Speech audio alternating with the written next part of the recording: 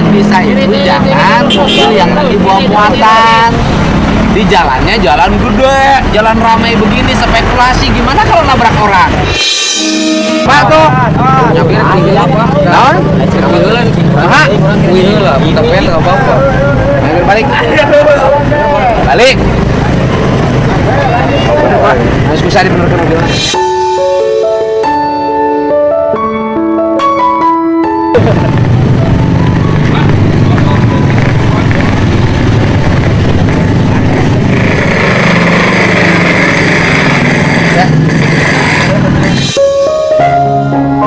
Ketika kabar kecelakaan antara truk dan angkot itu sampai ke telinga Deddy Mulyadi, banyak orang menduga beliau akan langsung menyalahkan sopir truk.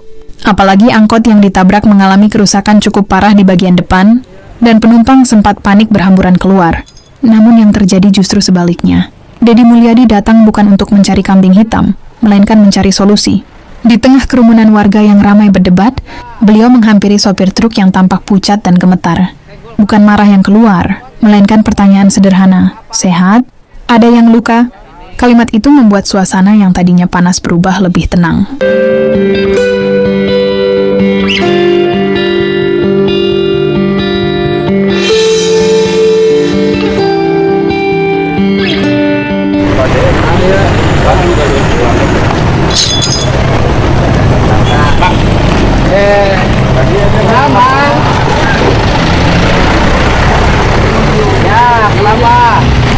Kenapa ini? Senggol, Pak. Angkot ya ke senggol. Iya. Oh, lagi pecah apa? Ini kaca ini. Sama.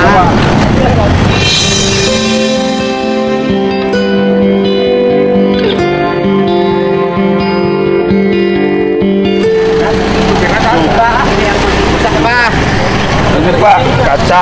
Yang sopirnya siapa? Saya. Berapa? Orang mana? Orang sini. Cipendei. Iya lagi berhenti, ini lagi diem tadi. Apa? Asli orang Cipendei. Di Pasari Pak. Asalnya dari mana? Orang Medan bukan? Bukan orang sini. Orang dia. Ini lagi diam, ketabrak. Parkirnya di mana? Di sini posisinya di sini. Yang nabraknya siapa? Saya, Pak. Kenapa kok bisa sampai nabrak ke pinggir? Lagi minum saya. Minum bir. Bukan ini apa sih? Kering tenggorokan saya minum. Lagi nyetir. Iya. Minum. Iya. Jadi harusnya berhenti dulu.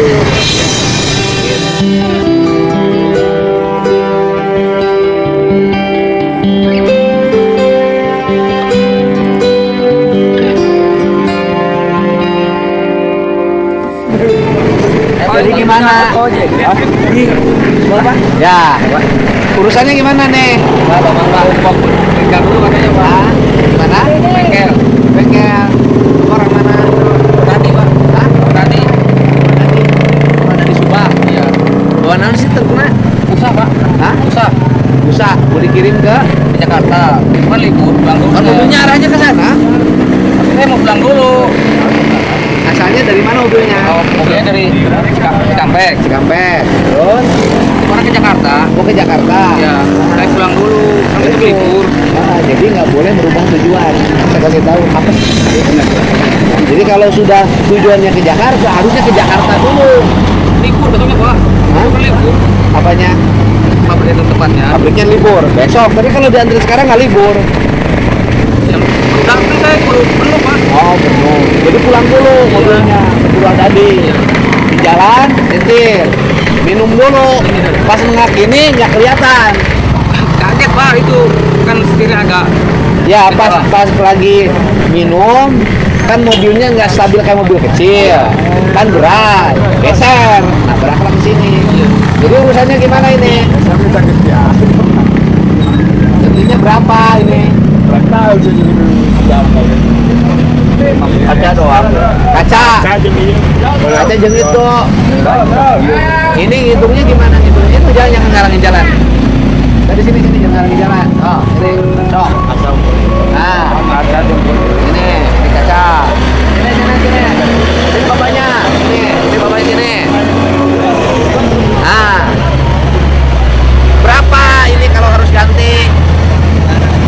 Kurang tahu. Berapa yang penting saya minta beres lagi aja lah. Oh, mobilnya mau dibawa ke bengkel dulu. Bengkelnya di mana?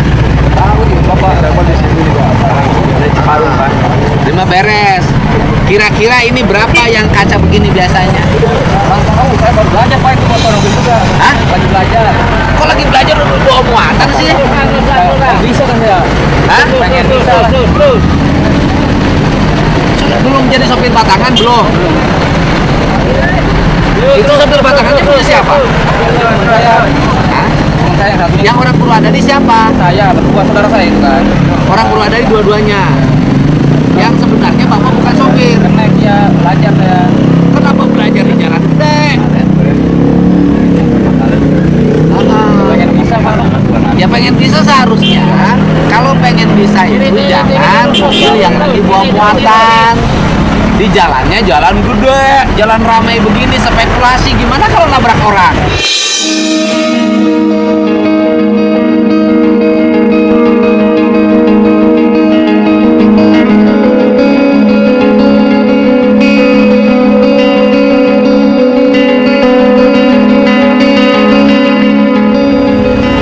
Kalau nabrak orang mati loh Pak.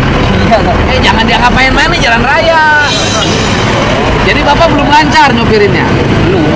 Punya SIM? Belum. B SIM-nya B2 ya? Mana sopirnya sini? Wah, mau daekeun, ke mayarnya di mana? Bengkelnya kayak mau daekeun kurang bejaan. Hei, bengkel mau ngecat mobilnya tong daek sih UDP. Ini jahat. Ayo. Tapi kan di kampung mau di dapur tadi. Ini kelalaian akhirnya gitu. Kumaha tuh? Nyampe tinggal apa? Naon? Heula. Kumaha? Heula, buta pen enggak apa-apa. Ayo balik. Balik. Mas bisa dibenerkan mobilnya.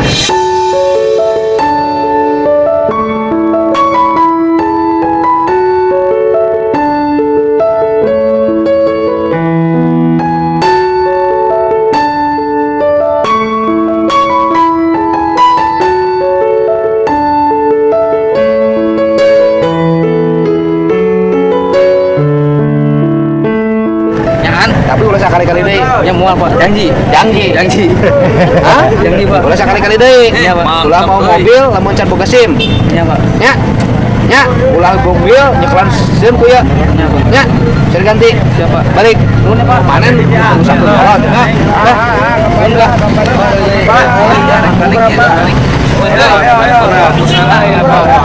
Makasih Pak. Ada mau mobil ada. Mobil.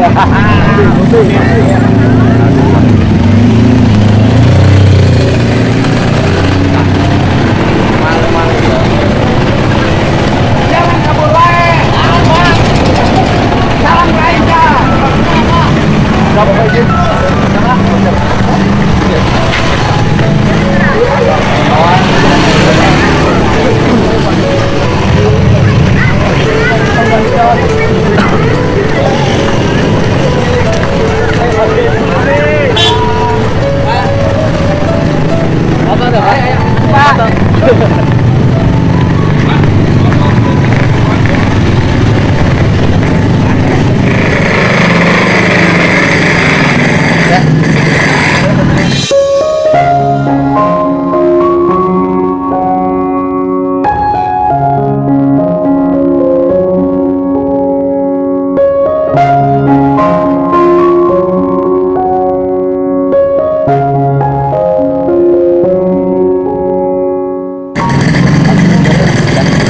Ya, nanti parkir mobil, angkot nggak boleh di pinggir jalan gitu Pak, karena beresiko.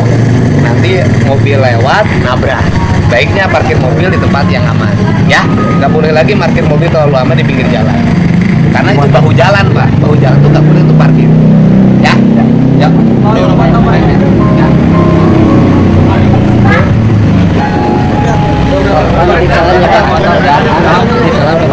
Oh iya siap. Oh ini muridnya. Yang Wildan ya. Makasih ya. Ya. Om Heri. Siap. Woi, Gurna Edi. Gurna Edi lain. Ya, sahabat Narasi Pena, kita sudah menyaksikan bagaimana responsif seorang Kang Deddy Mulyadi melihat apa yang terjadi di sosial masyarakat. Ini hanya satu contoh dari sekian banyak aksi beliau yang begitu sigap dan tanggap merespon, bahkan hal-hal kecil pun beliau turun langsung memberikan solusi. Dan terlebih dalam kepemimpinan beliau sebagai sebagai bupati ataupun gubernur, juga kita menyaksikan selama ini kualitas yang ditunjukkan dan keberpihakan kepada seluruh warganya yang dipimpin oleh Kang Deddy Mulyadi itu sendiri.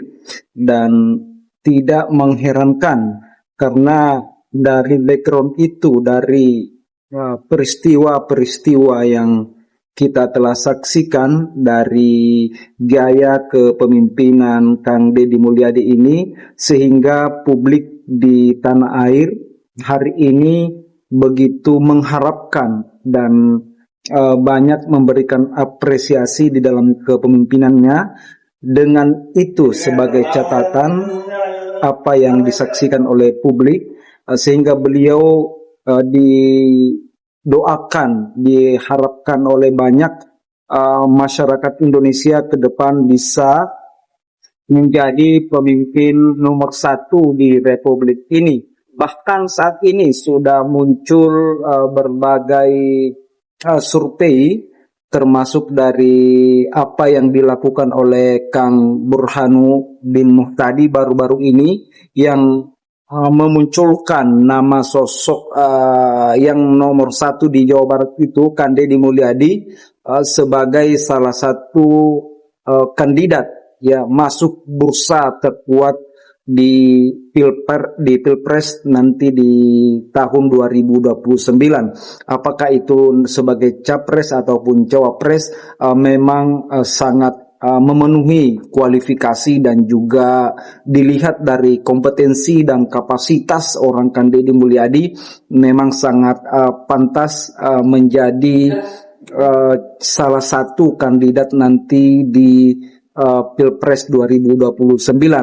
Nanti kita kedepannya akan melihat apakah ada partai-partai yang akan mengusung menjadi 01, ataukah memang dalam hal ini beliau dilirik untuk menjadi 02, termasuk dari presiden kita saat ini Prabowo Subianto. Karena dari beberapa lembaga survei itu kita lihat bahwa Gibran tidak menempati urutan pertama dari bursa cawapres nanti yang akan mendampingi Prabowo Subianto dan siapapun itu. Justru Kang Deddy Mulyadi menempati urutan pertama, dan Gibran sendiri kita lihat tertinggal beberapa poin dari Gubernur Maluku Utara, yaitu Ibu Sherly Juanda, yang juga difavoritkan oleh publik tanah air untuk menjadi salah satu kandidat nanti maju di Pilpres 2029. Nah, terlepas dari isu dan juga pemberitaan yang kita saksikan di media, memang sangat menarik kita mengikuti terus terobosan